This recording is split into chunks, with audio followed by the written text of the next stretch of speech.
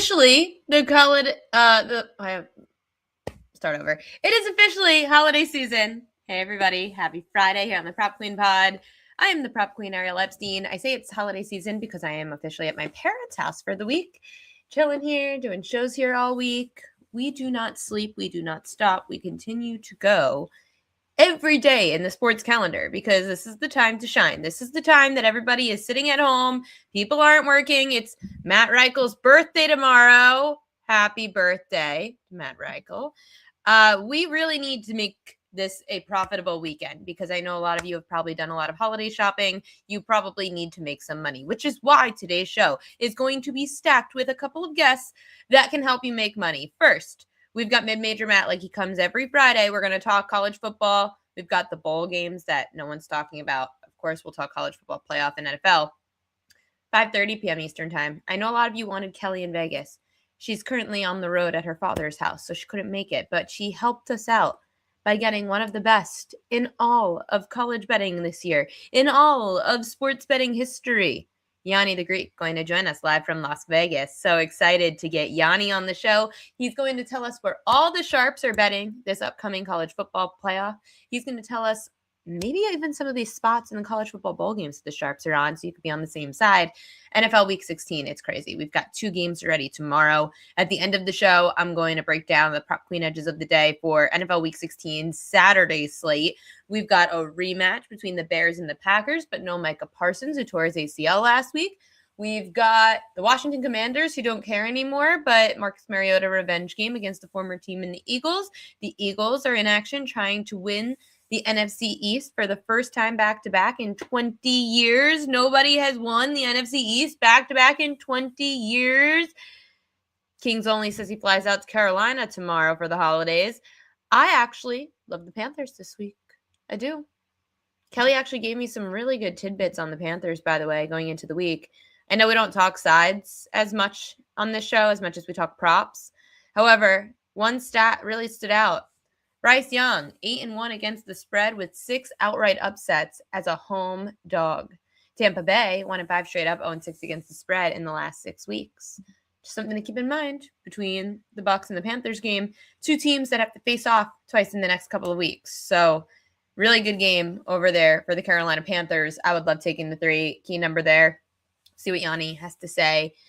Orioles got the starter, Jimmy Light said. So they did. I wouldn't call it an ace, but they got a starter, Shane Baz. I'm excited to talk to Matt about that. The O's probably overpaid for a pitcher like Baz, who's, I can't say is proven more than what? He had a good year, but he's not an ace that can give you 7. Shane Baz could give you probably 5 solid. I like him. I hope the Orioles do more. And unfortunately, the Orioles are probably going to look to him to be an ace. They're trying to buy low, even though they didn't really buy low on the situation. I want more. I want a Framber Valdez. I want an ace for the Baltimore Orioles. That one was very disappointing. It's not disappointing. I'm glad they went for something. I just think they overpaid, and they're paying Shane Baz to be more than what he really is. We also saw Puka Nacua was fined for all the issues that he had this week. I'm trying to think of what other crazy news and stories. Steelers have ruled out their edge TJ Watt for the 2nd consecutive game. So, almost dropped my phone. So no TJ Watt for the Steelers this week, who have a really tough game against the Detroit Lions. I'm seeing, what was this, 3-way trade, Pittsburgh, Houston, Tampa Bay have a deal officially done. Really tough game against the Detroit Lions. I'm laying 6.5 with the Lions this week. Pittsburgh's just had a really tough go. They had to face Buffalo, Baltimore. Then they had the home primetime game against Miami on a short week in that was a Monday Night Football game. So now they're on a short week going to Detroit, where the Lions just play better. Jeff Passan, MLB insider for ESPN, just announced 3-way trade. Pittsburgh, Houston, Tampa have a deal. Pirates get Brandon Lowe, left-hander Mason Montgomery, and Jake Mangum. Rays get Jacob Melton and Anderson Brito. Astros get Mike Burrows. A lot of small deals going on right now in Major League Baseball, but we are going to be in for it because we all know that Scott Boras doesn't do anything till after the holidays. Like, Scott Boras just loves to enjoy his holidays and then it all, like after New Year's, we'll start to hear more about the Boris clients like Cody Bellinger. Adam Schefter said it looks like another week in which Davante Adams will be sidelined. Sean McVay said he doesn't anticipate Davante Adams with his hamstring injury playing against the Falcons. We had Dr. Chow on the show, and if anyone missed Pro Football Doc, Dr. David Chow on yesterday's show, he gave a ton of injury updates. He said it would be amazing if Davante Adams was even ready for the playoffs, and even if he is, if he's healthy enough. Dr. Chow also said he would be willing to guarantee that Patrick Mahomes will not be in week 1 next year, but he could come back faster than people think. He also said Phillip Rivers said he wasn't sore after his first game back in the NFL. If you guys want to hear more of the injury updates from Dr. Chow talking about Lamar Jackson, what he's seen, and if he is really hurt, what he thinks of the Ravens, what he thinks of the Pats and all the injuries that their linebackers and corners have had this week, go check out the YouTube page at Prop Queen Media, where you'll be able to see that interview. It's the first one there with Dr. David Chow. Definitely go take a look. This is not recorded. It is not pre-recorded, Jessica Badger. Hello, good to see you. We're going to bring on our next guest. Who you got for Super Bowl? Oh, Jesus. I don't have anyone for Super Bowl. I like the Niners at the beginning of the year, but I'll be honest, this year is really freaking weird. And I don't know. And I know it's a terrible answer, but I really, really just don't know. This year is so wide open. I would love to see a Bills-Lions Super Bowl, but that's who I would love to see is a Bills-Lions Super Bowl. New news out of the NBA. What'd you see out of the NBA? Joseph Rodriguez, what'd you see? Knicks win again tonight. I mean, we're not really going to focus much on the NBA today because we've got such a huge football slate. I saw a few injuries in the NBA, but nothing that I thought was significant. Oh, report injuries. I mean, everybody kind of wants, injury reporting news is fine, but it's the NBA. We always have injury reporting news. NBA will review changes concerning tanking. Possible changes include potential modifications to rules regarding draft pick protections, revised draft lottery rules, and other approaches. So, Colin Sexton, doubtful. Jakob Poeltl, injury management, questionable. Here. Changes to NBA injury report policies. I see what you're saying. Okay. Changes to the injury reporting policies. Resubmit injury listings on game days between 11 a.m. and 1 p.m. local.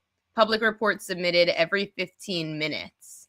NBA is also pushing gaming companies for changes to prop bets involving individual players, like limiting maximum amount that can be bet, limitations on unders, limiting population of players, eliminating problematic bet types like bets on action on a single play, which is so funny because now all of these apps are starting to use all of these little like everyone wants to bet like play by play now, which I thought could potentially be an issue, like the things that happened at Major League Baseball with pitch by pitch. Limiting unders is hilarious. First of all, we all know that most of us get limited anyway. Limiting on unders is, they already limit us on unders on parlays. Like you can't parlay unders a lot of the time. Limiting maximum amount of bets that can be bet. Like we already have that. I don't know. Anyway, you always like have to go to the book itself. Sorry, Matt's been waiting, so let me bring Matt on. Mid-Major Matt joining the show. Honestly, I don't even care. I don't want to even talk about the NBA stuff because they're making an issue out of this, which Terry Rozier was the issue, but the real gambling scandal in the NBA was rigging like poker games, which has nothing to do with betting on them. Well, and the real one was Tim Donaghy way far ago. And they still had officials who were involved with that who are still allowed to be officials. So, like, that's still an issue. Yeah, and I just think there's too much money going into this that we probably aren't going to see too many changes happening, at least right now. The books keep expanding their menu. They keep expanding how we could bet. They love betting the money, and the NBA is still going to get a lot of money from betting. So anyway, until we have anything that actually changes, that's just their proposal change. But at least the NBA has to report injuries. Let's talk college football. College football is where all the attention is going to shift today, tomorrow. We do have a little NFL. We'll get to that in a sec. Your Eagles will be playing tomorrow night. College football first. You are mid-major, Matt, for a reason. There are some games that aren't as big as the college football playoff happening within the next couple of days. Where will your focus be? Well, obviously, I've put a lot of focus because of where I am on the JMU Oregon game tomorrow. Because if you listen to everybody else, they don't belong. They're the worst team ever. They're ruining college football. And I think that game's going to be fun. And so it's funny to watch the line movement in this game because the under is getting hammered. It opened at 50.5. It's down to 45.5 on BetMGM. I think it could keep going down, in which case I almost like the over.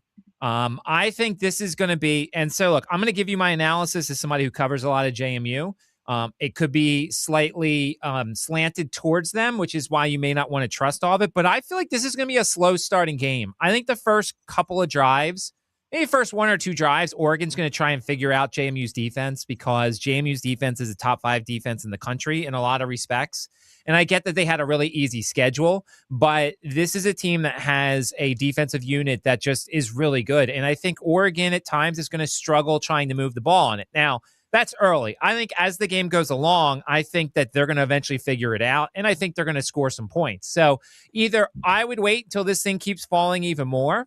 I'm waiting to maybe see like a 44.5. I think it's going to be a 31-13, 31-17 type game. I think JMU covers. But I like the over as this thing keeps falling. I think it's going to be a very slow start, which might give you a better in-game number over.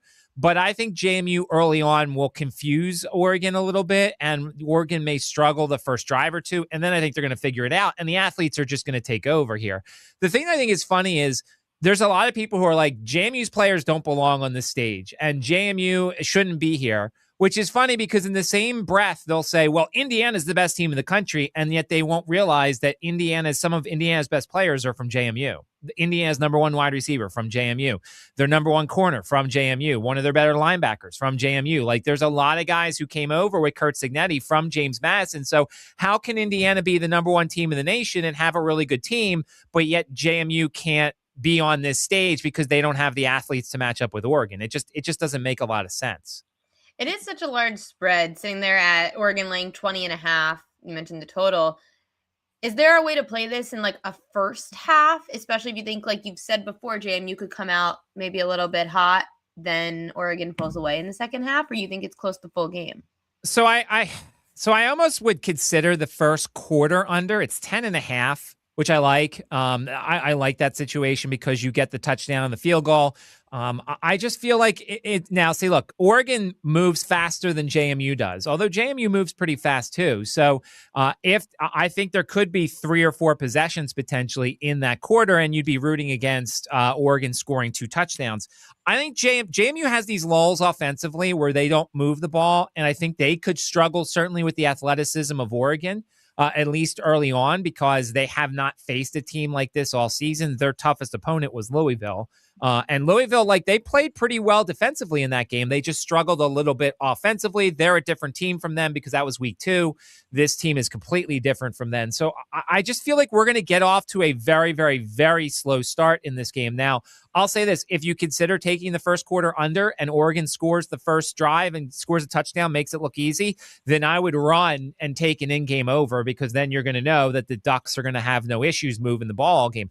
I just think this is a fascinating matchup. It's great for JMU that their head coach, who's going to UCLA, is staying for this game. I think it's a great opportunity for him and the offensive coordinator to empty everything out, trick plays, everything, go for it. Like, there's nothing they can do to get this fan base mad at them.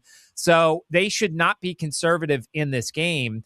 Oregon, by the way, it's interesting. Oregon's defensive coordinator, like, he took another job someplace else. But he is still with them for this run. So there's a lot of guys who are getting ready to go elsewhere, but are staying with their teams during the college football playoff. Tonight we do have Alabama, Oklahoma, an 8 and a 9 going head to head, 8 p.m. Eastern time. Oklahoma laying 1.5, total 40.5 over at FanDuel. Money line is Oklahoma minus 116, Alabama minus 102. So both money lines very bettable if you want to just bet somebody outright. How do you see this game playing out? So I think this, I kind of like the team total unders for both teams. I want to buy them up a little bit. But if you like the team total under for both teams, then why wouldn't you just take the under? So here's the thing that you can do with the team total under. So the total's 40.5, 41. but I'm looking like at DraftKings right now. You can get under 21.5 for both teams. Alabama's under 21.5 is minus 150, and the Oklahoma under 21.5 is minus 145. Now, this is all about juice tolerance because some people don't like laying a lot of juice, but I've always said this on the show. When it comes to team totals, I want to get even numbers. 20.5 is not terrible for Oklahoma because you still have the 2 touchdowns and 2 field goals. I prefer to get the 21.5, so I don't mind paying 30 cents extra juice to get there. But it's all about juice tolerance. Like if you only want to go to 20.5 on both of them, Alabama under 20.5 is minus 130. Oklahoma's is minus 115. So like this is kind of the way around the team total. What if one team is doing better offensively than the other and you hit one of them as opposed to both of them? Like it's just something I've kind of done as we've gone along is instead of taking the total under, I take both team totals under, hope to hit both of them, if not hit one of them and come out of it with, pretty close to even. Question from the chat from before. Mateer finally healthy enough to ball out? I think he is. I think this extra time is going to help him. So, like, if you go back to the first time these two teams played, Alabama outgained them by over 200 yards, but turnovers were the difference. Mateer was the Heisman favorite the first 5, 6, 7 weeks of the season till he hurt his hand, and then he came back way too early and he didn't look very good. So like I think he's slowly getting over the injury from many weeks ago. And I think he's getting close to that. And I think his mobility is going to be huge here because I just don't trust the Oklahoma run game. I think Oklahoma basically is a Mateer on the ball and then throw the ball. I like their slot guy, Satania. I think he could have a huge game from the wide receiving core. And then on the Alabama side of things, I think they're going to be a lot healthier than they were for that matchup during the regular season. But I just don't see a lot of points. Oklahoma's defense is nasty. And while Alabama's defense can't get much of a pass rush, I still think that they're going to be able to match up well here. That's why I like the under. And that's why I'm taking both team total unders and just hoping to come out of it with at least one of them. Not saying this is official play. It's a short spread. 1.5. Who do you see winning? So I lean to Alabama. I lean to Alabama here. It all goes back to how much you trust the previous box score. On the one hand, you say, well, they outgained them by over 200 yards, and the turnovers did them in. They should be able to do that once again. But like Alabama's been off lately. Their last couple of games, like they've won some games, but the offense hasn't been great. They have a ton of drops. Like I think it's funny in college football. Ryan Williams was one of the best wide receivers in America entering the season. He was the kid last year. I think he was 18 last year or 19 last year, and he was destroying everybody. And then he comes into this year, and we kind of forget about him. Like, he may not even be the best wide receiver on that team because Bernard is pretty nice too. But they've had a massive drops issue. And so, that's going to hurt this offense if they keep dropping the ball. Ty Simpson had a great game in that first time that they played. So I lean to Alabama in this situation. The other question is, does everybody believe when Kalen DeBoer says he's not leaving for Michigan? Does everybody believe that? And so, is that a distraction for his team? We've already seen it. Like right now, the NC State-Memphis game, Memphis's coach left for Arkansas. Like Memphis clearly looks like a team who is playing without their head coach, and they're not interested, and they're not playing well. Is Alabama going to be distracted from Kalen DeBoer, who keeps saying, no, I'm not going to Michigan, but maybe he actually is still going to Michigan? Who knows? A lot of the chat asking the question, Alabama's run game, you think it improves with Jam Miller returning? Yeah, I do. I think it gets better, but I also think Oklahoma's rush defense is really good. I think the way to beat Oklahoma is through the air, which is why Ty Simpson had such a good game the last time out against Oklahoma. But I think that Jam Miller's nice, and I think they're getting an offensive lineman back as well. But I don't see them scoring a lot. I don't see them all of a sudden flipping the switch and then putting up a bunch of points after struggling the last couple weeks of the season, winning games, but not scoring as much. That game's Alabama-Oklahoma at 8 p.m. Eastern time. Very low total for a college football game, sitting at 40.5. Another relatively low total for a college football game relative to all these games always being in the 50s. Miami, Texas A&M. A&M laying 3.5, total 48.5. How much are you believing in the Aggies? So my lean to that game, and I haven't played anything officially yet. For bowl season, I always like to wait to the last second because I want to get the most amount of information. We've seen last second opt-outs. Jacksonville State star running back practice for the bowl game, and then after they went back in the locker room, he came out in normal clothes and didn't play. So I'm waiting for the most amount of information. But I almost lean to Miami here. My one hesitation for Miami is their head coach every year makes one bad coaching decision that destroys their game. Like everybody, and I'm sure the chat will agree, Mario Cristobal has made one game-changing bad mistake every year. And I don't think yet that he has made that yet this year. He is a question mark for me. Like, I like Carson Beck. Carson Beck obviously has a lot of experience. He played against Texas A&M, I'm pretty sure, with Georgia. They've got a ton of talent. They've also heard about how they don't deserve their spot. Notre Dame should have been in. They've heard all the noise.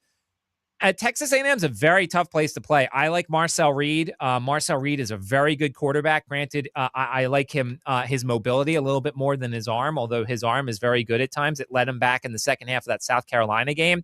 But as of now, I have a slight lean to Miami. Now, what I might do, and I know this is not necessarily loved by all the college football people, since we're seeing like a 3.5, I might tease it up to 10.5 if I can find either an NFL game I like, or another bowl game that I like.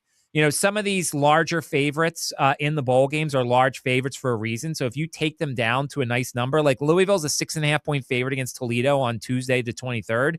Toledo's head coach left. There's a lot of different guys who left Toledo's staff. Like, there might be some opt-outs coming. So, like, I might go and tease Miami up to 10.5 and maybe Louisville down to essentially a pick 'em. So, like, I think that's what I might do to give myself some coaching protection, because Mario Cristobal is due for a mistake this season. Your Eagles are getting the Commanders tomorrow. We finally have Saturday football back in action. The Eagles laying 7 against the Commanders team that has decided they are going to bench their quarterback, Jaden Daniels, for the season. Washington is out for the year. They are eliminated. How are the Eagles going to cover a 7-point spread in a game that Washington might try to play spoiler? Oh, no, they're not. They're not. I've already taken Commanders +7. Part of it's my fatalist side, who always bets against the Eagles, because listen, as I've watched them all season, they just offensively, I'm not going to all of a sudden believe because they scored on the Raiders, who were ready to go home, like that they're all of a sudden everything's going to be fixed. So I've already taken the 7. I just think, look, I think we're kind of downgrading Mariota when we shouldn't be. Mariota has had an all right season for the Commanders. And like, Mariota was a former Eagle. And like, this defense, while they're bad, like, they're not going to give up against a divisional opponent. The interesting thing here is I like the Marcus Mariota rushing yards over. The Eagles have given up most rushing yards to quarterbacks so far this season. So I think Mariota, and I think he's going to be very mobile. I also like the rushing attempts here for potentially Saquon, and I see Tank has a 12.5 on the rushing yards. Like, this is a game the Eagles, in theory, should run the ball 40 times and throw it like 20. I don't know what Jalen Hurts. I'm looking to see what Jalen Hurts' pass attempts are. Like, I think this is a game much like the Raiders game. Oh, it's 28.5. Oh, I would definitely go under. I think if this game is close, the longer it's close, I think that they're going to run the ball a lot. You can run on the Commanders, who have a run. I think they have a statistically worse run defense than the Raiders do. And I think what the Eagles have become, last year they broke huge plays. I think the Eagles this year are 3 yards, 3 yards, 4 yards. Like, I think they go and they just wear you down a little bit. So I like the Saquon maybe rushing attempts. I like Tank over his rushing yards, and I like Jalen under his passing attempts. Like, the formula this year is run the ball, punt it, and have the defense be put in a good situation, and have Jalen Hurts just not mess it up, which he hasn't for the most part outside of that Chargers game. The other game tomorrow is a rematch. Green Bay Packers, Chicago Bears. Packers need to win to somewhat solidify that division a little bit more, but Chicago could play a little bit of spoiler there to even up that series between those two, since Green Bay just got the edge 2 weeks ago. Green Bay without Micah Parsons. This game scares me because we don't know what Green Bay's defense is going to look like now without Micah Parsons. And their defense has been good this year, Matt. So how do you handicap something that we don't really have a sample size of? Yeah, I mean, this is we're basically handicapping the Packers from last year. And so you have to look at what the Packers did last year. Now, granted, Ben Johnson's there, so you have to change things a little bit. But if you look, like, I'm looking at Monangai, 14 carries for 57 yards in Green Bay. Like, I think you're going to see a little bit more success running the ball. This feels like I see Monangai is 11.5 on his attempts and Swift is 13.5. I just feel like this is where you kind of ride your running backs. I think the Bears are in a situation where they've got such good running that they don't have to tax Caleb Williams a lot. I'm looking here. There's some wind. It looks like there'll be about 10, 12 mile per hour winds with some gusts of being even higher. And without Micah Parsons, I think the Bears run a lot. So I think this is I'm going to hammer Monangai on his rushing attempts. Maybe the sprinkle on him to score a touchdown, maybe DeAndre Swift too. I just feel like this is a game where the Bears go and they flex their ground game muscle. And so I'm going to look at those two guys and try and take as many different running back props for them as well. Just looking at the NFC picture, you've got the Rams at plus 270, Seahawks plus 280, and then there's a decent drop off to your Eagles at 5-1. How much is that warranted to drop the Eagles off as much as the Seahawks, or is it just because the Seahawks already won? Well, so I think it's partially because the Seahawks already won. I think we're prisoners in the moment when it comes to futures and stuff like that. We've seen the futures; they always change. Like the moment a game happens. Heck, the futures change as games are going on. I bet if you had a live bet, look at it during the Rams game when the Rams were up, I think you probably could have gotten the Rams as the favorite to win the NFC. So I think it's because Seattle won the game. Seattle's a tough place to play, but let's remember it's still Sam Darnold. I get it. Fourth quarter, Sam Darnold was awesome, but let's not forget the other 3 quarters. Sam Darnold still is Sam Darnold, and that's the limitation we see. Last night told me that there is no perfect team in A, the NFC, and B, the NFL. Like last year, the Eagles were just that much better than everybody else. Their defense was first ranked. Saquon was the best. Like they were just clearly above everybody else. There's nobody like that this year. To me, I did on my show today. I think there's 7 teams who can win the Super Bowl this year. Have you done this exercise? I have not done the exercise. I can't figure out for the life of me which teams are going to the Super Bowl this year because I don't believe in any of them. So, all right. So you take the 2 teams from last night, the Rams and the Seahawks. I mean, I think the Seahawks defense will have to do extra work because I don't believe in Sam Darnold, but I'll give them the case, especially if they're home. If they're home, Seattle's a tough place to play. So those 2. I think the Eagles have a chance, but their offense has to be better. Because they can't play every game at 20-17. You're not going to beat the Rams 20-17. You're not going to beat the Seahawks most likely 20-17. And I'll say the Packers are the other team in the NFC who have a chance. We've seen Jordan Love, and if Jordan Love gets on a heater, he can carry that team to the Super Bowl. On the AFC side of things, I think it's the Bills. I think it's the Broncos. And I think with upsets ahead of them, I think it's the Texans. That defense is really good. Very good. But they need some help. They need to get the 3 seed. They can't win this thing as the 7 seed because I just don't think they're good enough to go on the road 3 straight games to get to the Super Bowl. But that defense is no joke. And they have the talent to score points. They're like the Eagles, though. They can't win games 20-17 every time because the playoffs, it gets tougher and there's more points scored because there's better opponents out there. So I think those teams are the ones that I think can get to the Super Bowl. I think the Patriots are too young in certain spots. I don't trust the Jaguars. I don't trust the Chargers or the Ravens. I don't trust the Bears because I think a lot of those guys haven't done this before. The 49ers are essentially McCaffrey and nobody else. And the Lions, if you get them outdoors, they're just not the same team as they are indoors.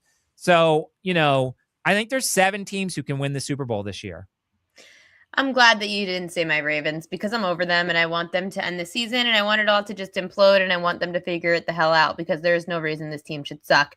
Matt, thank you so much as always for coming on a Friday. I hope you enjoy your weekend. I hope you enjoy JMU. Maybe the group chat could even benefit from their money lines that they sprinkled on JMU. Yeah, that's for sure. That's for sure. And looking forward to talking to you on Monday this week. See you on Monday, Matt. Sounds good. Coming on the show now, I am very excited because I didn't get much sleep last night. Marley kept waking up at my parents' house, and I was up at 5, 6, 7. She just kept waking up and jumping off the bed. I'm tired.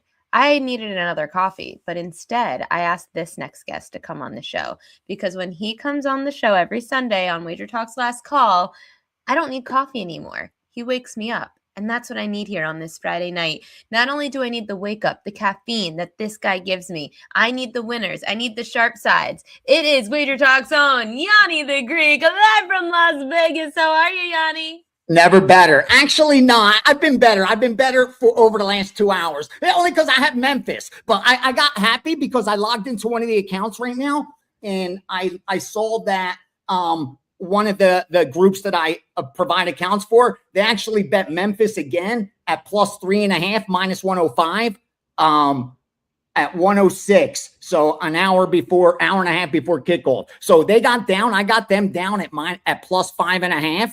They came down and I got myself down and my guys down at 4.5. They got down then again at 3.5. So at least I know we were on the sharp side.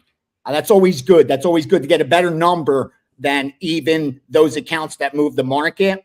We're getting down at. It's not always going to turn out. Like, you place good bets and lose. You could place bad bets and win. I live in a casino. What am I talking about? I could walk downstairs right now and there's someone placing a bad bet that's winning. They're placing a bet on the roulette wheel and they're getting paid 35-1 and they're celebrating. And people are like, great bet. You're getting 35-1. But if you took a second and counted the squares, you're going to count 38 of them at least. So unless she was getting more than 38-1, it's not a good bet. It's a lucky bet. Bad bets win all the time.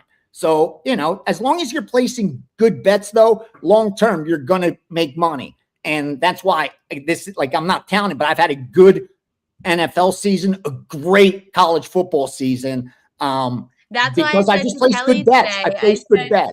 If you can't come on the show today, I got good bets for you. I got good bets. The power ratings that I'm using right now are as sharp as they're going to be. All the data is already in there. Like, I'm not adjusting anything unless a player doesn't play. Then it's, value over replacement. But right now, my numbers are as tight as they're going to be. What stood out to you when it comes to the college football playoff? What do you mean? What'd you say? What stood out to you from your numbers? What Sharks are doing? Yeah. I got a lot to. The phonies that the rankings and my numbers always disagree. And the reason I'm up over 100 and something units with an average bet of 3 around there, so over 30 positions, at least 30-40 positions above 500, taking advantage of those rankings. And here's what I mean. Here's a perfect example. The rankings have a team like, let me look, James Madison. It ranked 24th. They're not even in my top 40. I have teams like New Mexico. They received votes. New Mexico actually received votes. New Mexico's not in my top 80 power rating. They're not. There's 80 teams that would be favored over New Mexico on a neutral field. And yet some AP poll guys gave them votes. They gave New Mexico votes. They gave UNLV votes. They gave, who else did they give votes to that aren't even in there? Connecticut's not even in my top 90. And they got votes only because of their record. They look at their record. Like, if you're 11-2, if you're 9-1, you're in there. It doesn't matter what your strength of schedule is. And that's where you're able to take advantage, because if you look at like the rankings, like a team even in the top 10 would be so heavily favored over teams like that. It's ridiculous. Where in the NFL, you don't get that, Ariel. Right. You'll never have that. And even the 32nd You'll team. You'll never see a 25.5 point spread in an NFL playoff game. And if you do, never in a playoff game, never. And if you do, that dog is live.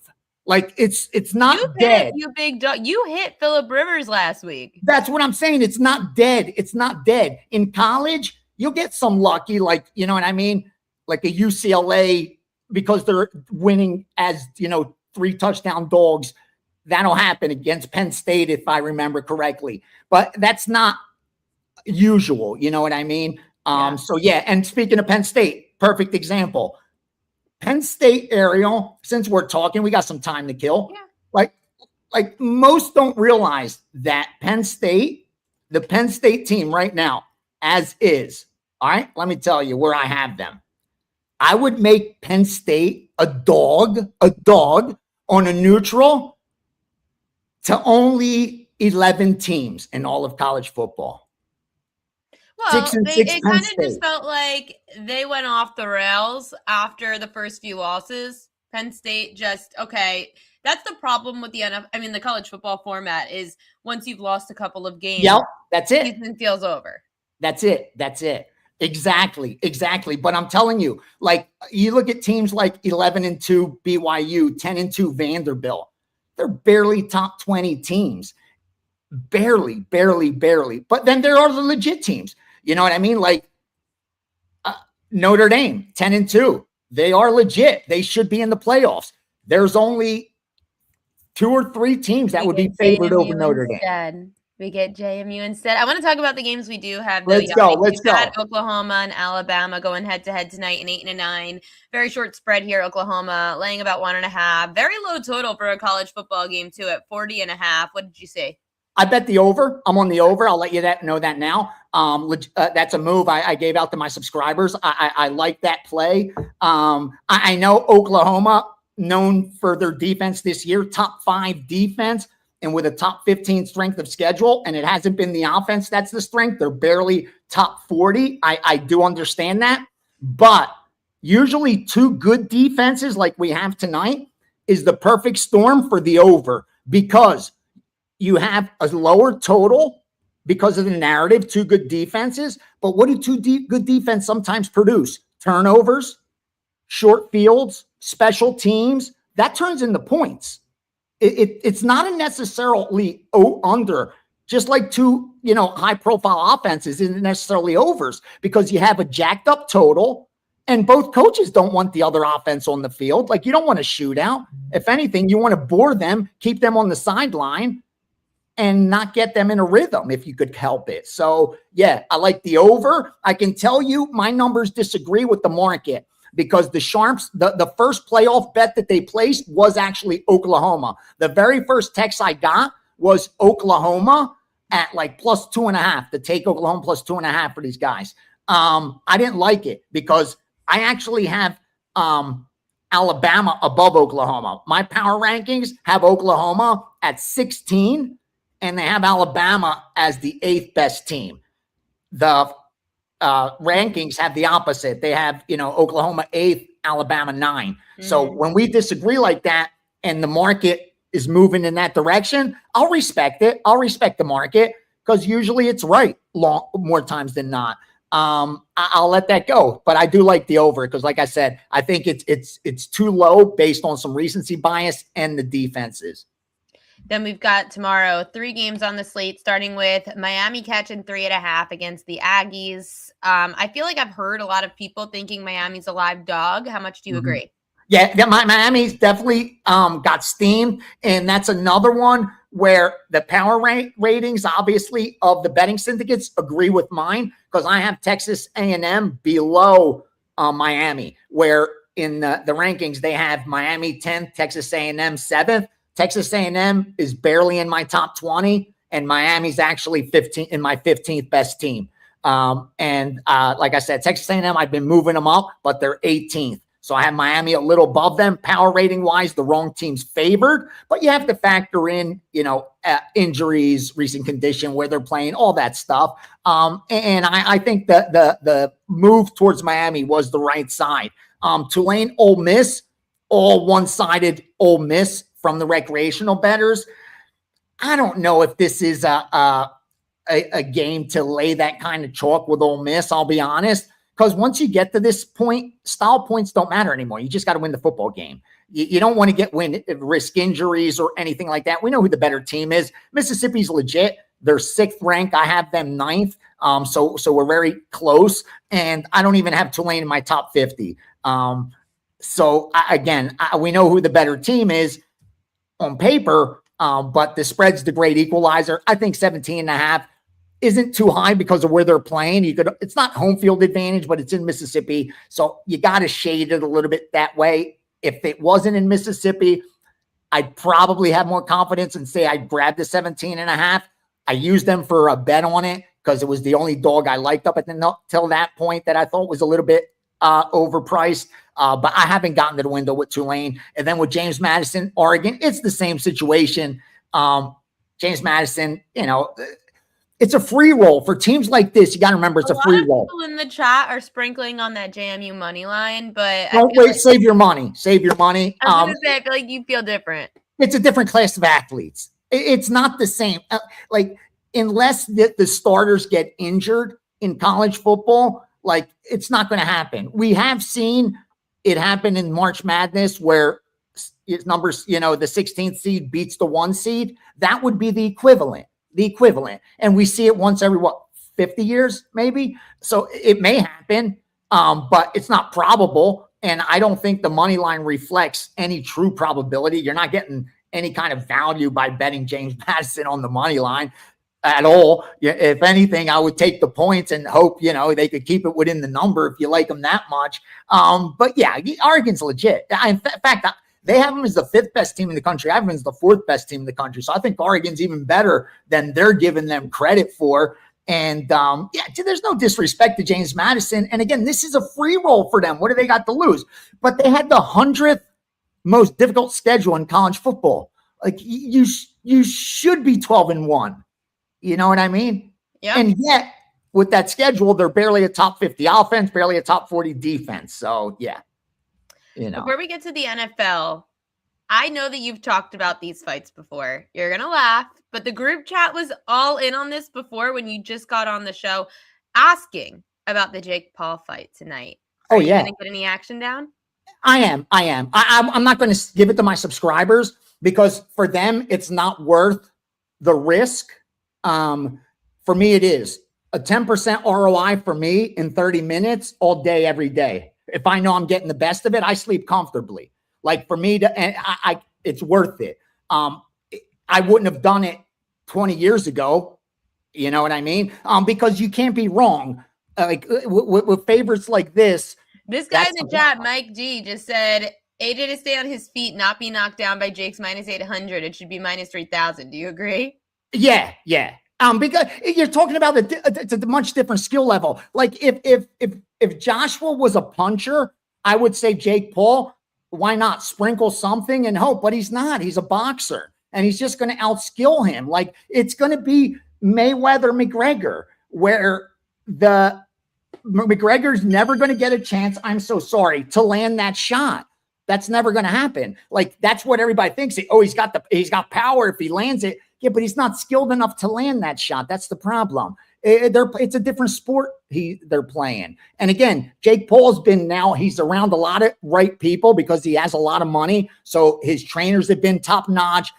You look how he look. He's jacked. They're not drug testing. You know how that goes. So he's going to be in the top notch shape. But it's the skill level and what's on the tool belt that's the differentiator here. You're talking about an Olympic world-class boxer against a guy that just picked up the sport a few years ago and does have power, does have athletic ability, but doesn't have the tool belt that he's going to face tonight in Joshua. It's just a different skill level. But here's the key. So you're laying it. I'm laying it. Yeah, I'm laying it. And one of the guys I work that's really, really sharp, that's one of the suitcase guys, like they call them, that they go in late and they're willing to lay 130,000 to win, 15 grand because to them they think it's a lock. He wanted 72,000 to win 20. He was willing to lay up to 360. Joshua by TKO, KO, DQ. To finish inside the distance. Like the guy's willing to put up 70 plus dimes to win 20 dimes. And even if he loses, it's not the guy that'll be mad. Like to him, he thinks he's getting the best of it, that he should be laying over 100,000 to win that 20. So the guys like that, it's worth it because they just look at the probability. And again, these are the questions that are a little hard to answer. Like Craig Abel says, if Joshua doesn't knock out Paul, how can you trust him to beat Tyson Fury? But it's like you're playing this recreational game today, getting paid tens of millions of dollars. Yeah. That the longer this production goes on, the better it is for you. You make it a show. I feel like he can't lose it. The only way he loses if he gets knocked out.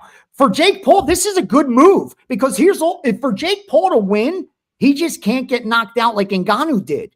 Remember, Francis Ngannou went in there and got knocked out like 6 times in 30 seconds. And he's a professional fighter that was arguably at one point the baddest man on the planet. If Jake Paul goes in there against an Olympic world gold medalist, former world champion, and is able to hold his own, doesn't get knocked out, or more importantly, goes into deep waters, you're going to say this guy's legit. Like, what are you talking about? He just fought a title fight in his 15th professional fight, what have you, without going up the ranks. I'm going to give him props even if he loses. So it's a free roll for Jake Paul. Like for people that think, this is a career ender or anything, if he gets exploited, if he goes in there and gets knocked out in the first 30 seconds, yeah, it's like it was fake, Fugazi the whole time. Go back as a YouTuber, like he'll get all of that. And it's probably not deserved, but he'll get it. But if he survives, dude, he could talk forever. I lasted against Josh. Are you kidding me? I picked up the sport 4 years ago. This guy's been training since he was 3 years old to win gold medals for England. So you would take an over if you could get an over on rounds, or if you could, would you have it go the distance? I thought it was a sucker bet to go over because I saw 3.5 only was like minus 130 or 40. And I'm like, what? But then I saw it was at Bet Online. It opened 2.5 over and now 3.5 over. And they're sharp. I respect what they do when it comes to combat sports. And for them to move it a whole round, obviously they respected that money that came in on it. And I don't think it was recreational. Again, I think more recreational bettors are betting this fight. But there are big money players that are getting down, just like really? the McGregor. Oh, yeah, because they see this as opportunity. McGregor Mayweather. There was more wise guy money on that fight than most boxing matches any other fight weekend because they thought it was such a mismatch. There was so much value. And tonight, that's what you're going to see. That's why if you look at that betting line, like even though the public's so heavy on Jake Paul, look what the line is. Look right now. Where I was just mentioning, it's minus 1,400, and 2 hours ago it was minus 1,175. So it's getting more expensive to bet Joshua because the suitcases are getting to the window. It's not the recreational bettors. This is what's happening. It's not the accounts that are betting 200 to win $10, $20 on Joshua. It's the 20 dimes to win 2 dimes guys that are pushing this line up. Rest assured. Yeah. Oh, this is hilarious. I love how much action this is getting in the chat right now. And I know my brother's probably going to be watching with all his friends. It's amazing what Jake Paul has turned this into. And all the don't waste his money on Jake Paul. He's better off putting it on a live dog in football, NFL dog. Better shot. You'll find a 6-1, 7-1 money line dog that's live or this late in the season than he is tonight. Unless just you're going to watch it, have it for fun. Okay, we have a segment here called Propaganda. Propaganda is the most bet on props of the day. So King K says Propaganda, Jake Paul, TKO, the most bet. You think it'll be the most bet on prop of the game? Yeah, because no one, anybody betting Jake Paul, that's a smart man. King, smart man. If you're going to bet Paul, that's the only way to bet him. Like, what do you think? He's going to outbox Joshua? Like he's going to outskill him? He's going to win a decision? He's going to outpoint Joshua? If he wins, it's going because he landed a flush shot. He got the chin. And at that weight class with that power, if you get hit flush, you're going out. It doesn't matter who you are. Like if Jake Paul lands hit flush, Joshua's going out.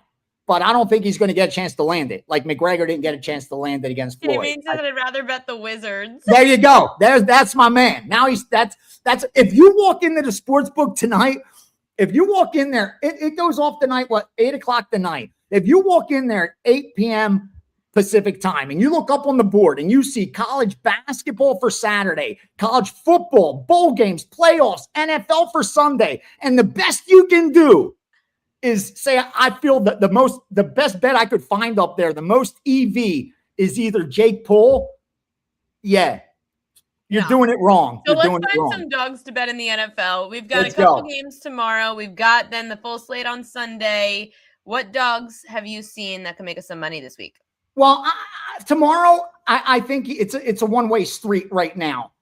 You got to bet Washington or leave it alone because the line's just now at that key number of 7. You had 5.5 was the look ahead, went to 6, went to 6.5.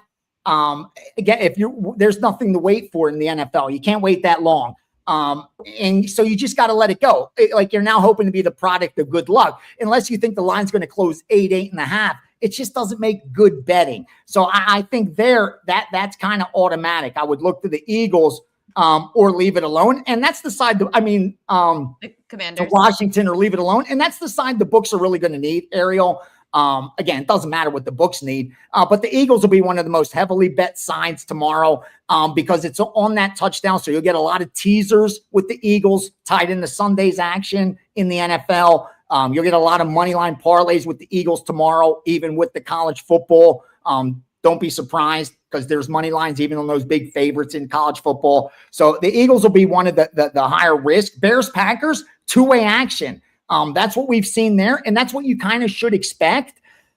But the problem with that game, Gianni, I know you go a lot on numbers. It is hard to get numbers on a team that the entire season almost we've now seen Micah Parsons as a huge force on that defense for Green Bay. Now, Micah Parsons is out for the year with the torn ACL. How do you handicap the Packers? That's the key. Value over replacement player. And I think, though, there's an overreaction. Here's the key. For me, I have Green Bay as one of the 5 best teams in the NFL power rating wise right now. And here's my argument for them.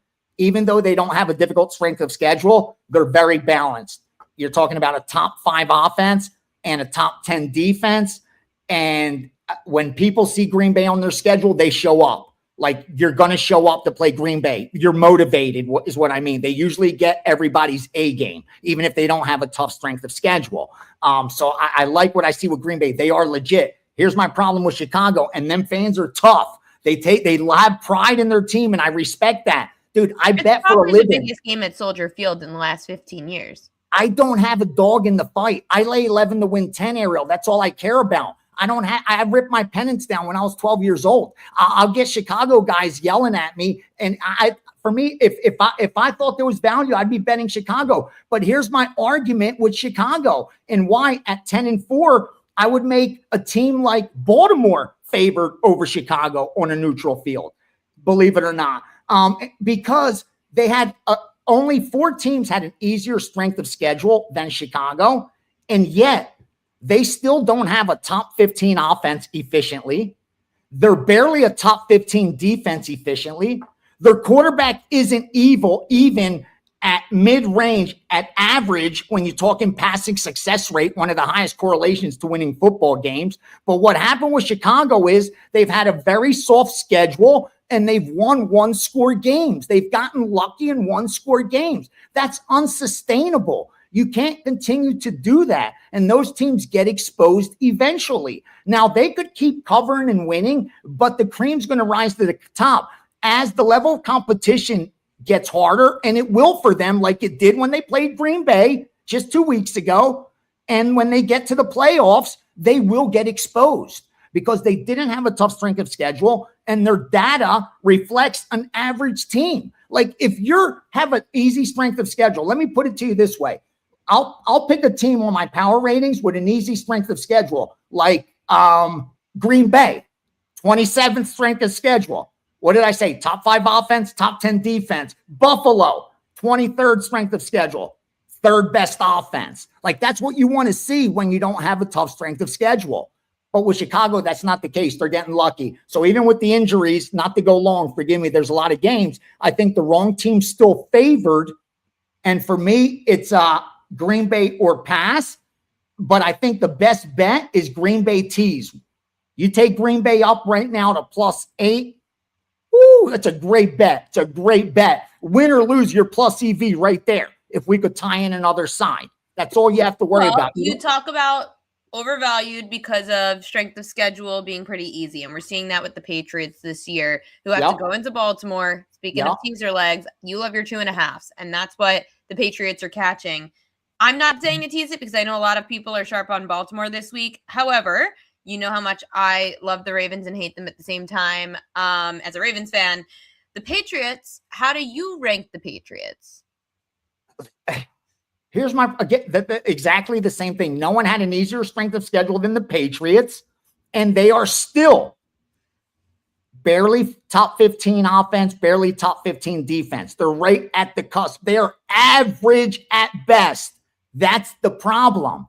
And those teams do end up getting exposed. That's the difference. Where with Baltimore, there's few teams that are as balanced as Baltimore is. You have a top 10 offense. You have a top 10 defense. They haven't had the toughest strength of schedule, but they have a very respectable metrics. And more importantly, they've had the quarterback issue with them. Yeah. If Lamar's there, that's the differentiator for Baltimore. So that's why most still have Baltimore in their top 10 when it comes power ratings. And I don't disagree with that. What about this game? I like Baltimore. I do. Here's the thing. When I look at my numbers on a neutral field, I make Baltimore already about a 2-point favorite. in this matchup. I add in home field advantage for Baltimore, which I make about 1.9, 1.2. They say 2.1. I've heard it right around there. So let's average it to 2. So they should be about a 4-point favorite in this game. The fact that it was, 2.5, got to 3, the market's moving the right way. 3 is such a key number. Being able to get that, and when I think it should be above that, for me, it looks like it's Baltimore or pass. I like the Baltimore side. When you're in a must win, you must not be all that good is kind of the cliche. But with all that said, there's reasons for it. It's kind of like I say with trends. Is there a fundamental reason a trend should continue? Then I believe in the trend. But if you tell me this team's 7-1 on Tuesdays when the starting pitcher's last name starts with a P and he has a sister who happens to, that's not a trend that has fundamental reasons. You just found a bunch of factors that came out to 7-0. I don't care about that. But tell me that their stats are affected by those games he didn't play. Yeah, that's an argument. That's a true. And why they lost the chat did ask, who are your Super Bowl contenders? Who would right now I have a future on Detroit and I have a future on San Diego that I placed before the season. They're going to be free rolls for me. The San Diego one, because they already went over season win total. So I won that season win total. That's a free roll. Detroit, I didn't bet the season win total. I thought Detroit was being undervalued because they lost their offensive coordinator. They lost their defensive coordinator. That was the narrative. But I still thought you had to prove to me they weren't in the cream of the crop yet in the NFC, or that they weren't at least amongst the top 3. And I was getting upwards of 10-1. I thought that was ridiculous. That's why I took them. Right now, the Rams are the best team in the NFL. Power rating wise, no team should be favored over the LA Rams. In fact, if they played Seattle tomorrow and I had Seattle yesterday, it would be the exact same situation. The Rams should be about a 1.5 point favorite, but Seattle was playing at home and Seattle has about a 2-point home field advantage. And that's why they went to about 1.5 and sharps were like the Seattle side. That's where it stands. In the AFC, I think Buffalo is the best team. I really do. In fact, I think they're the only AFC team that's even top 5 power rating wise, because in the NFC, you have Rams, you have Seattle, you have Detroit, you have Philly, you have Green Bay, San Francisco. In the AFC, you have Buffalo, Kansas City, Houston. As they're the 3 top power rated AFC teams right now, and Baltimore behind them. That's who I have as in the AFC. So 2 of the top 4 teams in the AFC are 6-8 Kansas City and a 7-7 Baltimore, power rating wise. And tell me I'm wrong. You could tell me I'm wrong, but I think if you even talk to like odds makers, they would probably agree with me because you look at Kansas City, and even though Mahomes ain't playing, they're still, I know it's Tennessee, but you see, they're still the road favorite. You know what I mean? Yeah, well, Tennessee has not won a home game yet this year, and until proven otherwise. And how are people betting Tennessee? How can you not bet Kansas City on Sunday at -3? Are you kidding me? Even if I lose that bet, here, I'll let you know. Even if I lose that bet, I placed a great bet on Kansas City. They were supposed to be 11-point favorites. We know because we have a look ahead at that John Murray puts out, and it was 10.5. So they adjusted this 7 points. We already know who the backup's going to be for Kansas City. Look at the drop-off when you're looking at QBR. The drop-off from Mahomes. Now, I'm not talking about Mahomes, the Hall of Fame Patrick Mahomes. I'm not talking about that Patrick Mahomes. I'm talking about the 2025 version of Patrick Mahomes. The drop-off isn't a touchdown. There's no way the drop-off's a touchdown when you look at the QBR rating. And with a value over replacement. I remember watching that on Bet On It this week. You were talking about how Gardner Minshew's starts through the last 3 years that he's started, his QBR has been above 80. Yes, exactly. And he's got that experience. And here's the kicker: the rest of the team. You want to be the team that loses to Tennessee? You want to be the team that gives Tennessee that fans rush the field because they won their first home game? Like, you have no pride? And because Mahomes ain't playing, the rest of the team's like, now we're going to go get our asses kicked so we could let everyone know without Mahomes we ain't shit? Seriously? Like, dude, they're football players, bro. They're not just going to walk out there and let Tennessee walk through them. And what is Tennessee playing for? Remind me. What, a Super Bowl? What, seeding? What are they playing for? Tennessee hasn't had anything to play for 14 weeks. So, like, all this narrative that Kansas City, what are they? They're not showing up or anything like that. Bro, stop the nonsense. It's at -3, they're a gift. They're a gift. Well, outside of Gianni and I doing last call on Sundays every week, which you could catch from 11 to noon Eastern time, Gianni also does his Steam Room over at Wager Talk, which you could catch at noon Eastern time on Sundays. Gianni, what else do you have going on over there at Wager Talk? I love Sunday's card. I have a big play going for another 5% winner in the NFL, like third straight. Again, not the time. I just had a really good season. I make it simple. I stick to what works for me, and the production has been #1 in college football profit, #1 NFL regular season profit. So I'm nothing here to change, and really excited about the bowl season because it's unlike any other time of the year in college football because the market's saturated with so much recreational bettors money that they have to adjust for it. And there's no better time to find value on the board than that. And that's why, like I was talking about college football with so much energy, because I'm just so excited about it because you get that during the bowl season where the rankings and true numbers are just so different. So yeah, head on over, jump on board. We'll make some money. Let's make some money, Gianni. I will see you on Sunday. Thanks on for having me. Last call. Thanks so much for coming on. He is the best. And for anyone, I know some people in the chat never seen Gianni before. He is great, and he's done this for a very long time. He's one of the best over at Wager Talk, so make sure to check him out. And he's always on with me on Last Call on Sundays. Now I've got my Royal Locks, and not Royal Locks, Prop Queen edges of the day to start, but they're not of today. They're of tomorrow. We've got the NFL, 2 games on the slate tomorrow. So let's start with the first one. We've got the Eagles and the Commanders going head to head. This game is at 5 p.m. Eastern time tomorrow. Jalen Hurts over his passing yards. So there's been 2 divisional games that Jalen Hurts has had. One at the Giants, 283. One at Dallas, 289 passing yards. 4 of the last 5 road games, Jalen Hurts has thrown for at least 240 passing yards. Washington's allowed the 5th most passing yards per game at just under 260 a game. With a win, the Eagles could be the first team in the division to win back-to-back division titles in the last 20 years. So you could look to Jalen Hurts over his passing yards. Marcus Mariota, the quarterback for the Commanders, now that Jaden Daniels is out for the season. Mariota over 29.5 rushing yards. So the matchup sets up well. The Eagles have allowed the 2nd most rushing yards per game to quarterbacks, 23.5. Mariota's actually taken advantage. He's faced 2 teams this year as a full-time starter that are bottom 10 in rushing yards allowed to quarterbacks. Against Denver, 10 carries, 55 yards. Against Vegas, 6 carries, 40 yards. In fact, he had a longest rush of at least 19 yards in both those games. Within the division, Marcus Mariota also showed that he would run 34 rushing yards against Dallas, 43 rushing yards against the Giants.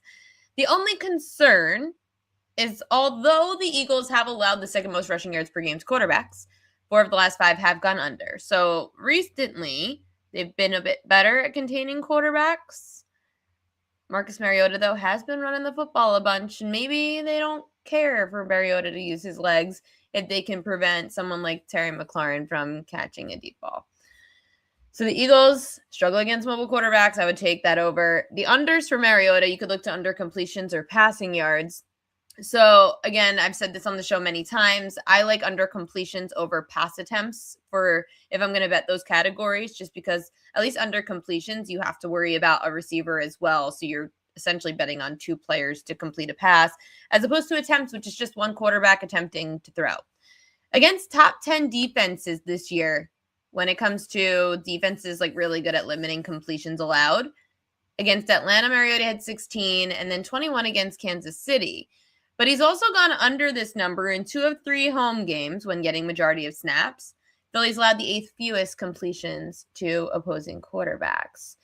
Under passing yards, you could look at, there's not a huge sample size here. He's only faced 1 top 10 pass D, and that was Kansas City. He did go over.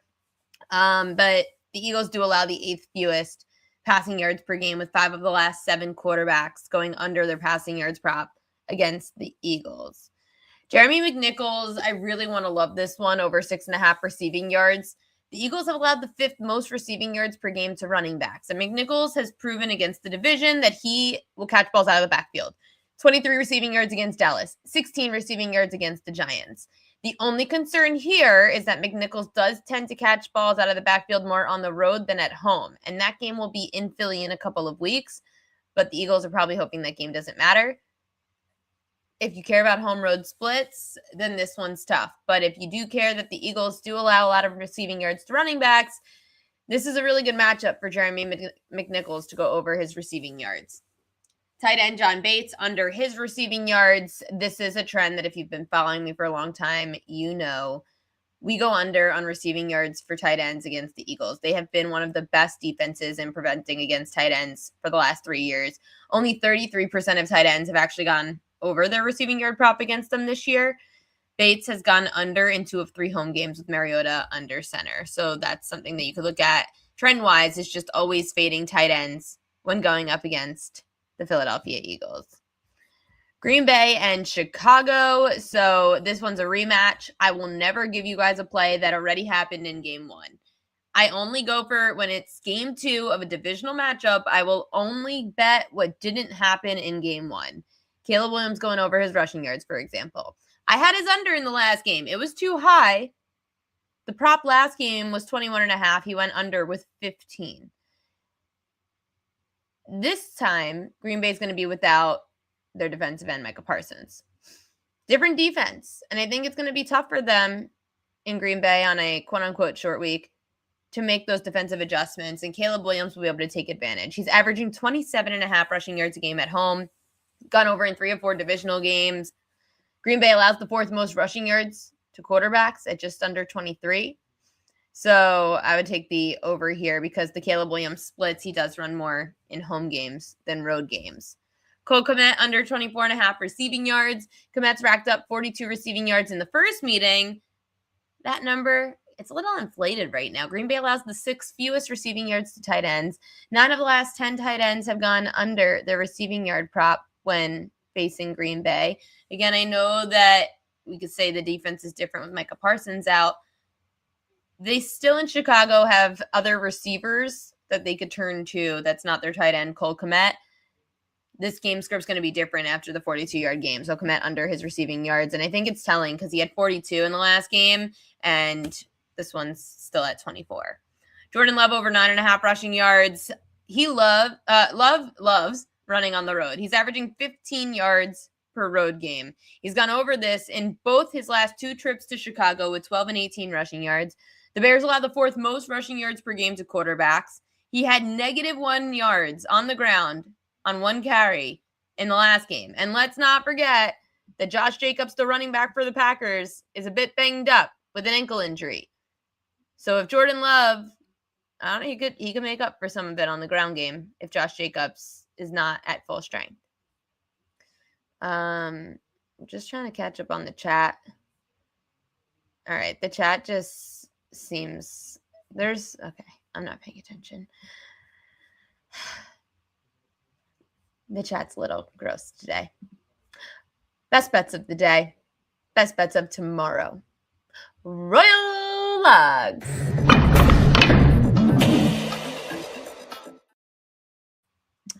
Royal Ox, Cole Kmet under his receiving yards. Again, he's getting a defense that's top 10 against tight ends. He already had 42 receiving yards in the last game. This one should go under. Kmet's not going to be utilized as much as he was in game 1. That's just what happens in the divisional game scripts that happen, especially within the month of each other. Jordan Love over 9.5 rushing yards. Again, he averages more rushing yards on the road with 15. He's gone over with 12 and 18 rushing yards in both trips to Chicago. The Bears allowing the 4th most rushing yards per game to quarterbacks. Sean, I don't think you're all gross. I really don't. Mike D, what did you want me to read up on real quick? I don't know what you wanted me to read up on, but we're running a little late here on the show anyway. But I hope you all have a profitable weekend. And remember, if you want the cheat sheet, you could go over to the propqueen.com newsletter and you can get the cheat sheet. So check it out. go to the YouTube page, Prop Queen Media. Subscribe. It's free. It means a lot if you subscribe and like. If you like even just this live stream on YouTube, it means a lot. I'm trying to build that YouTube page up. It should be fun. There what, Mike? I'm so confused. Thanks, guys, for tuning in. I will be on Wager Talk's last call on Sunday at 11 a.m. Eastern time, and then back here on the Prop Queen Pod Monday. We'll be doing shows pretty much all next week. I'm Jewish, so I don't celebrate Christmas, so I'm going to be working.